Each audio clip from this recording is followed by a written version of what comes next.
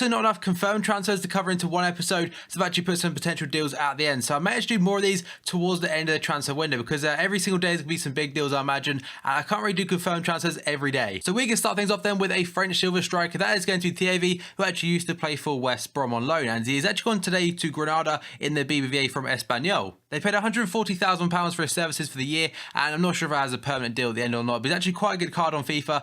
Some very nice pace, nice shooting, dribbling, and also physical on top of that. Moving on from him though, we're going to go on to Tim Ream, who has joined Fulham from Bolton for 1.19 mil. Again, for a championship card, he's not actually too bad, pretty pacey, with some decent physical and pretty poor defending, to be honest, but he's only 68 rated. And now we have got Konstantinos, I butchered that first name, Stafylidis. Again, my name pronunciation with some of these players is absolutely terrible, but he has joined today FC Augsburg in the Bundesliga. He was at Fulham last season, but I think it was just a loan deal. He's actually owned by Bayer Leverkusen. They sold him for £1.75 million, and I think this is Baba's replacement. And now we have a player such as a lot of clubs over the last couple of years, and that is going to be Marquinhos. He's actually always been owned by Roma, but I think he's out on loan in the Saudi League for a little bit, and today he's gone to Udinese again on I think it's a loan deal, but it could even be a full permanent transfer. No fees mentioned, so I have absolutely no idea. And now we have quite a controversial one. The reason for this is because he was very close to joining Manchester United, apparently, according to the media, and that is Otamendi to Man City. It was all confirmed today by Man City on their Twitter and also on their club site. But he's actually joined from Valencia for £28.5 million up front,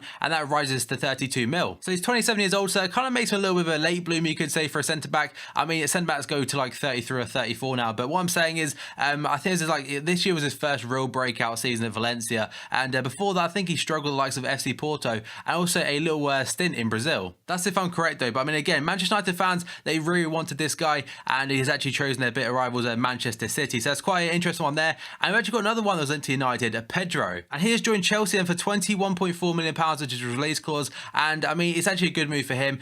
Whether we'll get first team football or not, we'll have to see, because obviously left wing is Hazard's spot, right wing they kind of like, they prefer Willian, but have to see whether Willian gets dropped or stuff like that. But I mean, Pedro, he's a very good player and a very good coup from Chelsea. And the final confirmed transfer then, we've actually got Alexandro leaving FC Porto and joining Juventus for £18.2 million. And actually, it's a great one for FIFA because we finally have a really good gold left back in the Serie A. And it does seem the Juve are signing a lot of youth players this summer, including the likes of Dybala as well, for big fees, but hopefully it does pay out for them. So on to the potential transfers. First up, we're going to have Griezmann going to Manchester United. And today, various sources are saying that Man United have turned to Griezmann after missing out on multiple targets over the last few weeks. Pedro in particular is one of them who went to Chelsea. United will have to launch a bid in the region of £56 million to land the Atletico Madrid striker. He did only join last season, but he absolutely killed it in his first year with Atletico. And I mean, again, if they get him, it's absolutely ridiculous signing, but I don't see him leaving, to be honest.